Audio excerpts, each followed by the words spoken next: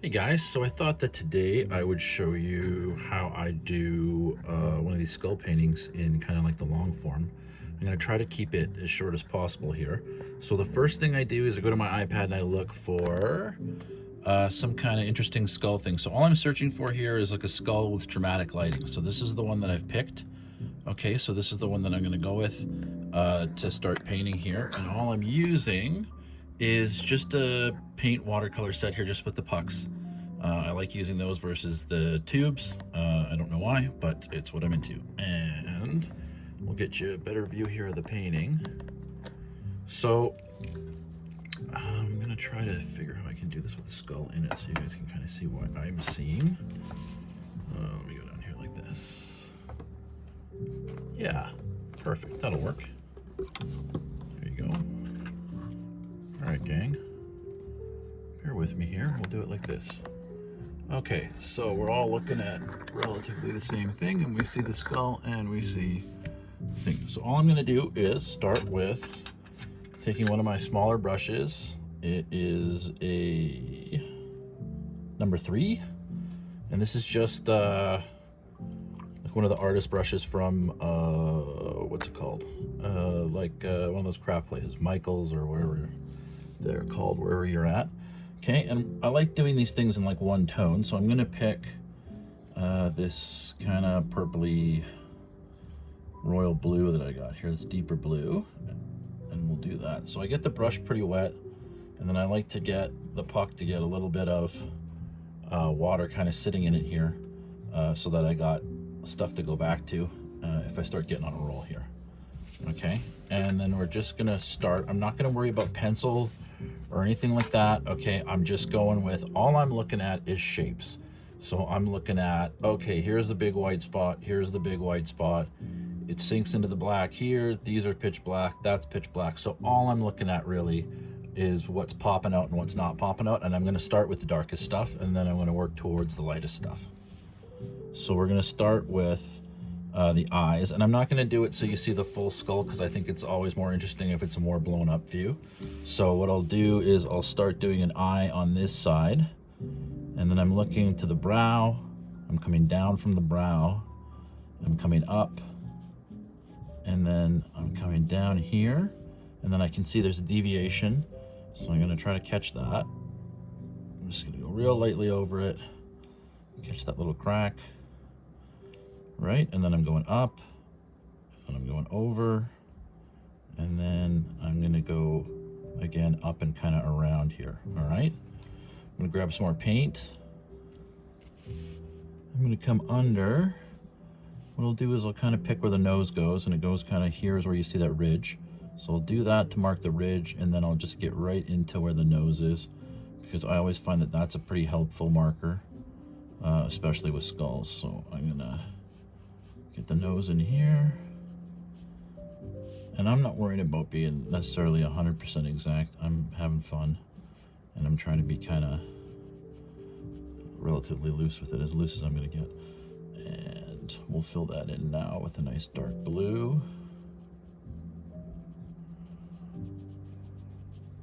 Some more paint here. Okay, so that's like that. Okay, and then I'll grab more paint, and I'm gonna come up, and I'm gonna drop in here, and I'm just gonna go like that, and then I'm gonna bring this out just a touch, and I'm gonna come up, in, and now we're in where the eye would be in the socket, so we're gonna come down, there's that ridge. Okay, so we're like right around here, and we're gonna give the ridge there, we give the ridge there, and then I can see it kind of scoops in around rounded, so we'll do that, and then now we can start filling in this guy.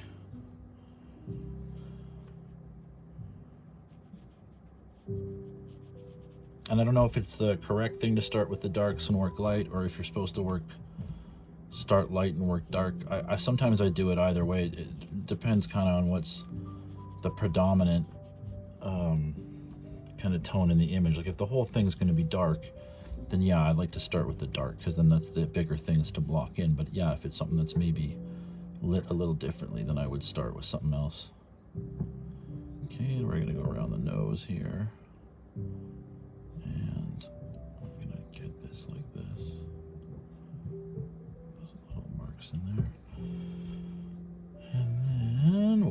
this in. And don't worry if stuff doesn't look like it's supposed to look, or like you think it's supposed to look while you're doing it. Wait till it's done. I've had more than one of these where I've done it and I thought it was gonna tank until the end, and then it kind of came together. So just be patient with yourself, trust what you're doing. Okay, so we got the skull, and then on the one side of the skull, on this side we got all that shadow, so I'm gonna get that detail in now for where the teeth kind of are rooted. They say that you like to draw skulls, or that we look at skulls and draw them, because it's a way to like interpret your own mortality. I think I like it because I like Ghost Rider comics a lot, but it could be mortality, who knows? I don't think I'm that deep. So we're gonna drop under here, and we're gonna go in and over, and we're gonna go right like that, and then we're gonna come up for that bone underneath, and then this is where it's gonna be black. And I always like to, even if it's not kind of in here, I like to kind of have these kind of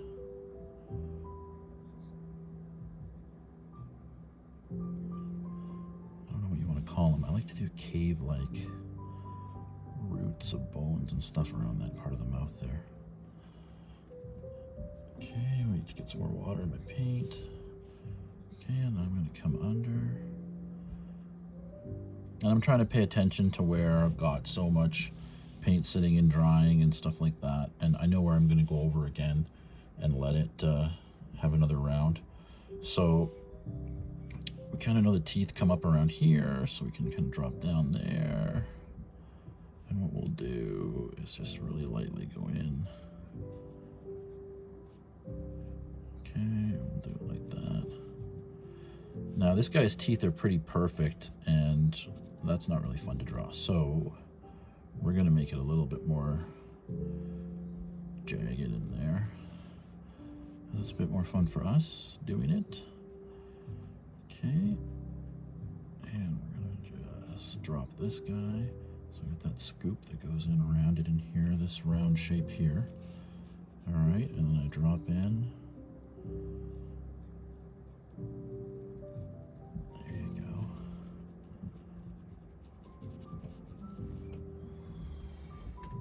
And you can do all this stuff obviously too digitally if you want. I do some stuff digitally. I tend to do less of it now, to be honest, with AI and stuff, because I think differentiating yourself as being able to do stuff in person is kind of important right now with all the stuff that can be put out by the AI. I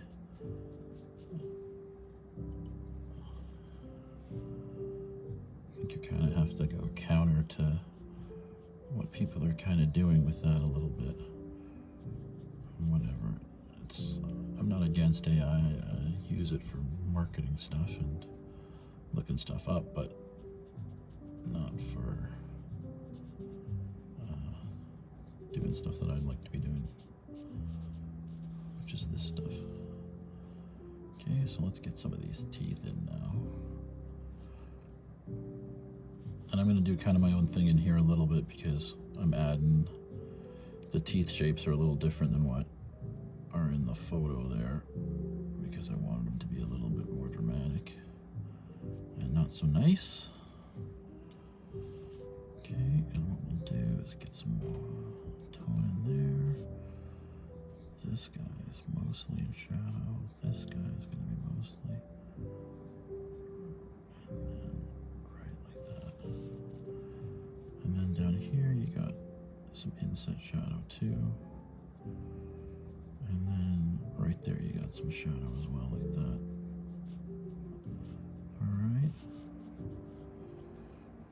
Let me know too, if you guys are watching this, if any of this stuff is helpful, if these are good. Like, leave a comment, or definitely leave a comment, so then I directly know that it was helpful. But also share and whatever, if this is useful, or if you think it could be useful to somebody else you know who's into painting skulls or is into watercolors and stuff, because the more people that see it, the better it is for me, because I kind of do this all the time, and it'd be cool to be able to do it for a living. All right. Okay. Okay, and then this guy's got some gnarly teeth here too. Let's give him,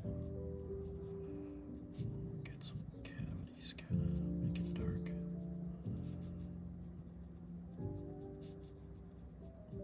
This is what I sometimes listen to also for when I draw, not just because it's Wright's free jazz, but I do like to put on just like the random jazz and stuff if I'm not listening to heavy tunes.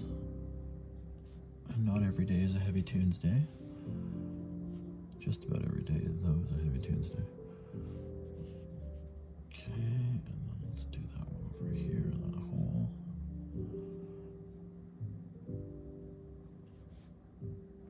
Okay, and then up here, real short, and then boom, we're gonna go dark.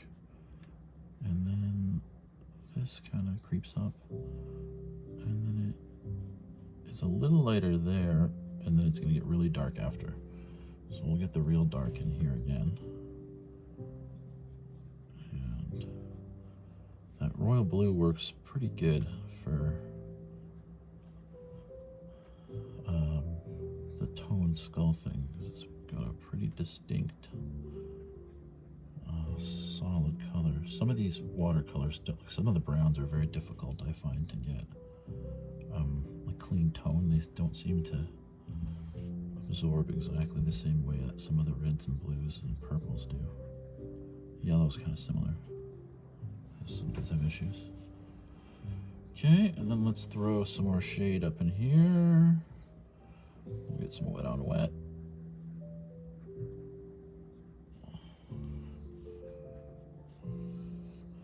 So because I know I'm going to go real dark in here with lots of paint, I'm wetting it all.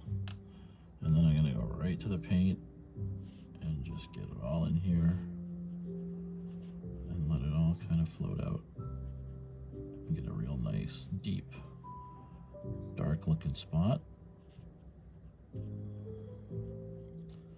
Okay, and then we'll do the same thing again. We'll get some more darkness back in the teeth here. So that really helps differentiate, right, the planes. You can help see that that's way further back if it's pitch black. Okay. And then we're gonna grab the hair dryer here for a second, so we're gonna fire that up.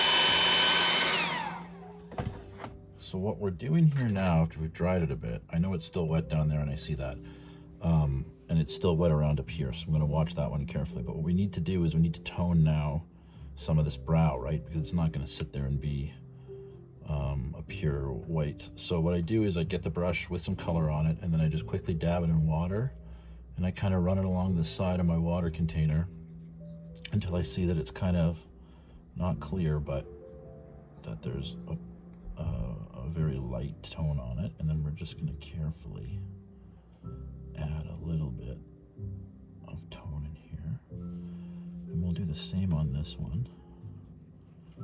This one, you can see there's a little bit of a difference here too, so we'll do that. And then this is the part I'm a little trying not to be too brutal with here. Okay, and then down here we're gonna get it wet, and we're just gonna work it in a little bit here. You gotta watch when you do this though, because if you do it too hard, you're gonna lose some of the lines, and then it's not as nice. But you want to work this a little bit around so that you get some tones.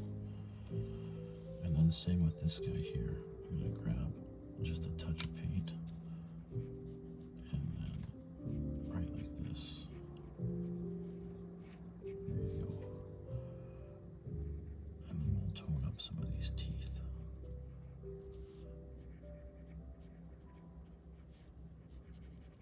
Okay. And then same thing on this side. I want to get this maybe darker here.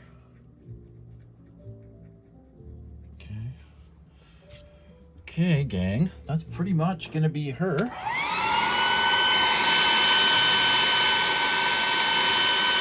just dry it off here real quick.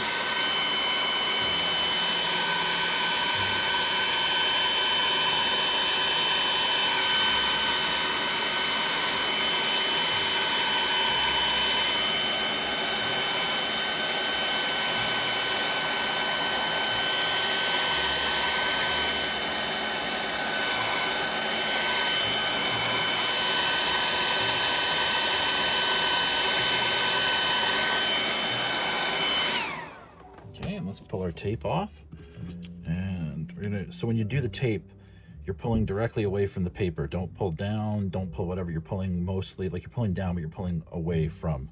Otherwise you're gonna have a greater chance of catching some of the paper and pulling a chunk off. Okay, and you wanna make sure you do dry the page before you are pulling the tape off, because if it's not dry, then you've got a chance too of pulling off some paper here. So I'm gonna pull this. See, I'm pulling down and I'm pulling away. And then this one I'm gonna pull down and I'm pulling away. And there we go. And then we're gonna do this bad boy right here. Same thing, okay? There you go. And then you get nice crisp lines on your work there. All right, so I hope that was cool. It took 17 minutes and change, so that's not bad. So there you go. Let me know if you want to see more of that. Right on. Thanks. Bye.